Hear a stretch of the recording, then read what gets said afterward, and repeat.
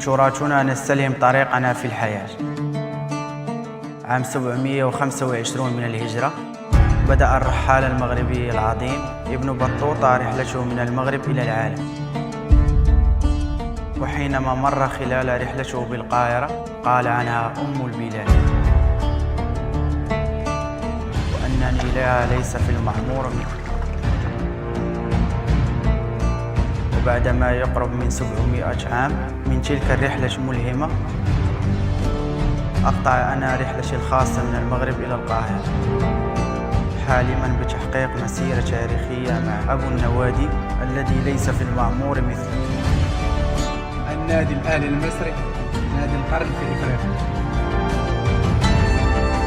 أنا رضا سليم، أنا أهلاوي.